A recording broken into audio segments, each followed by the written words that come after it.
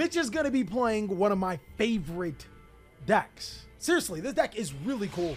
And if you like it, maybe consider building it for Master Duel. This time around, my boy Mitch is going to be playing Magical Musketeers. Now, what exactly does the Magical Musketeer strategy do? Well, Magical Musketeer monsters gain their effects when spell and trap cards are activated in their column. Such as when a card is activated in Casper's column, you can add a Magical Musket card, spell or trap card from, or I'm sorry, a Magical Musket card from your deck to your hand. When a card's activated in Starfire's column, you can summon a Magical Musketeer monster or Magical Musket monster from your deck to your side of the field. Now, keep in mind, these activations not only go for you, but for your opponent. They really gotta watch out for that.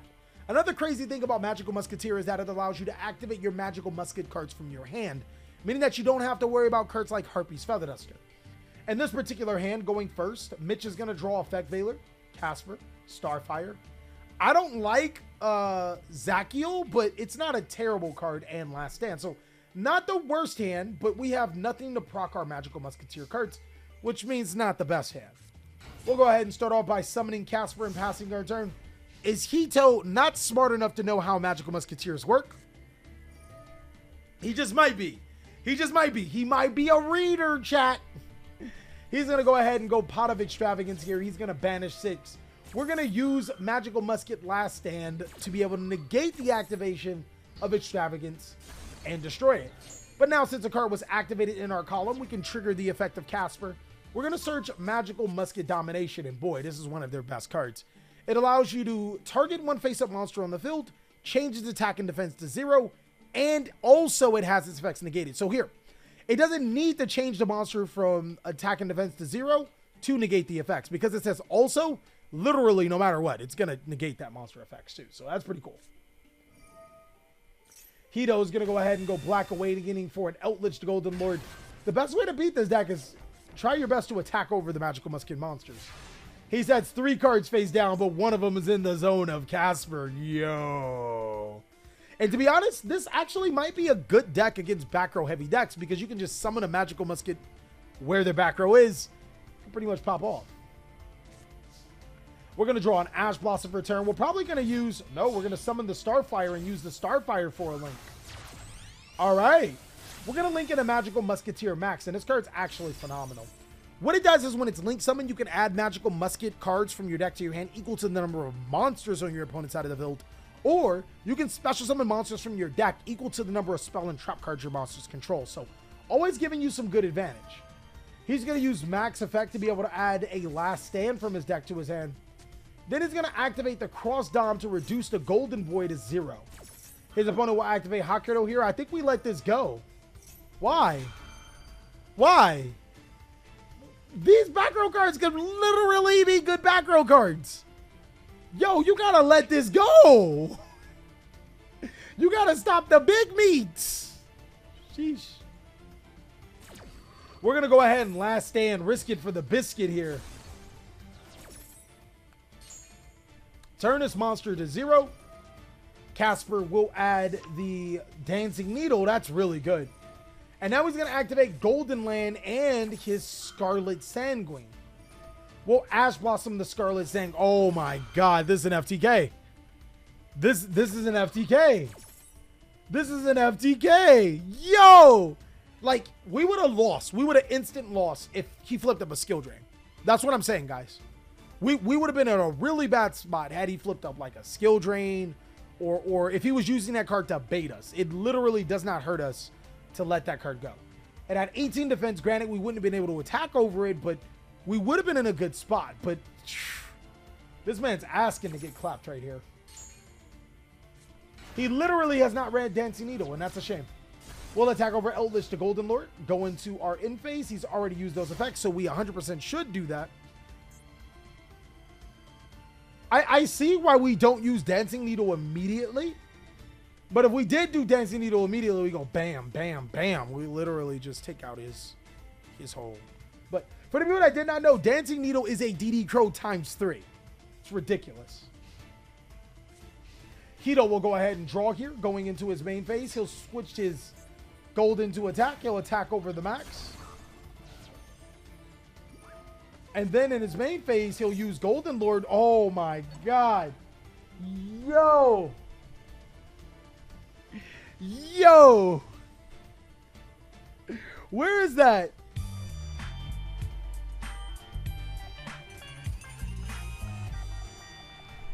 Yo, Dancing Needle. We got his graveyard. The only thing he'll be able to chain is Scarlet. So I'd probably go Bam. I'd probably go those three. And that's really going to set him back. Oh. So he's going to chain the Scarlet. I mean, like, that was duh. Scarlet will set a Conquistador. So I feel like that was a slight misplay by us. But we'll get rid of the Golden Lord and his other card. This card can be recycled, so we'll trigger the effect of Casper to get a last stand. And this is why I don't like Zachiel, because we can freely summon Zachiel to our side of the field with the right card, but in this particular situation, it's literally just going to sit in our hand. It's not going to do much.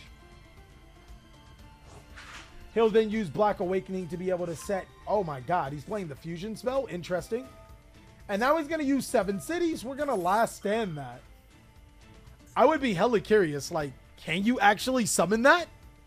But I mean, I guess we don't want to try to find out, right? Because that card would literally ruin us. We'll do Gate and Destroy. And now he'll set some cards face down and then pass his turn. Guardian will activate here. That'll allow him to set another Elixir Sanguine. He set it under the Casper, so he hasn't learned his lesson. He thinks it's just for us. We'll draw the Cross Dom here. We'll immediately link off the Casper. We'll link off into Magical Musketeer Max. I think we go for... Oh, this is tough. He's going to go Conquer. That's fine. He's then going to go Sanguine. That's also fine.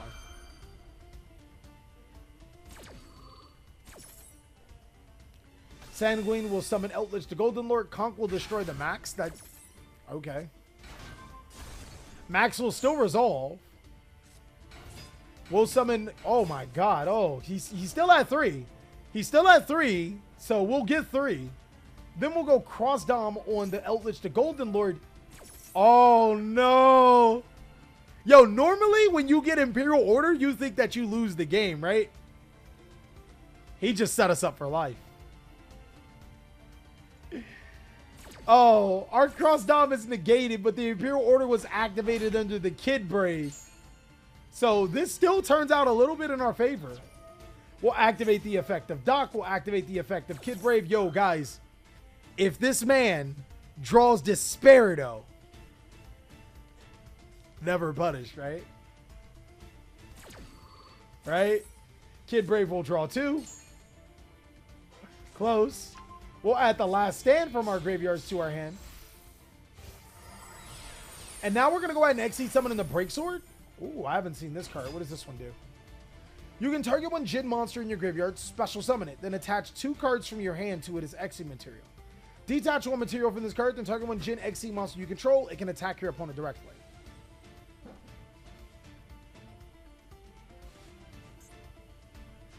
I don't see it, but I'm patient.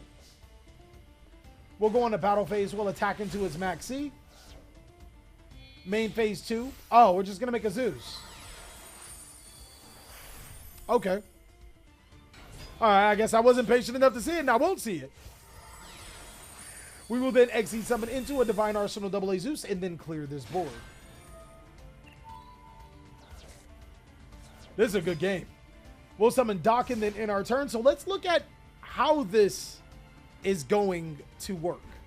So we have a Spell Trap negation against a deck that is known for spells and trap cards, and a Zeus board wipe in case he gets those resources back. I think we're in a really good spot. Our opponent has no cards in hand, and normally trap decks will struggle, but not Eldritch all of the time. He'll activate Curse Outlet. We'll Last Stand that. Oh, this is game. We'll then go Doc's effect to get the Dancing Needle, right?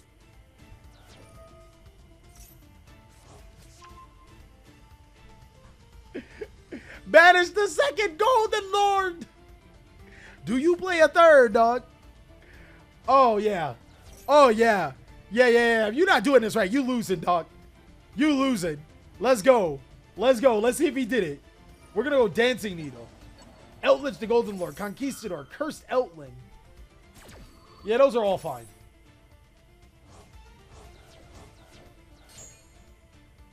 Sanguine sets to Hakero. I don't think we're scared of his deck anymore. We banished 2 Golden Lords. Do you have a third?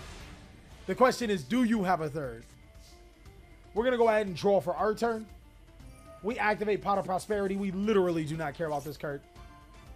We will reveal... Did we go for 6? Sheesh. That Desperado is nice. We'll get another Dancing Needle, though. He doesn't have another Golden Lord. And if he did, we got the Dancing Needle. Personally, I would have got the Desperado. Because we had Dancing Needle in rotation in the graveyard. So Desperado, like, you know, it works there. But yeah, that's Magical Musketeers, guys. It is a really, really good deck that literally will cup check the living daylights out of back row heavy decks. Fluenteries, watch out. Outlets, watch out. If I had to give this Squamadas, it'd be easily a 3 out of 5 Squamata. I think it's a very, very solid Yu-Gi-Oh game. But of course, if you want to see more amazing Master Duel games, go ahead and check me out. I got some other great games. And of course, if you want yours on this particular channel, catch us on stream Monday, Wednesday, Friday, 4 p.m. Pacific Standard Time. As of course, I'll catch you on the next one.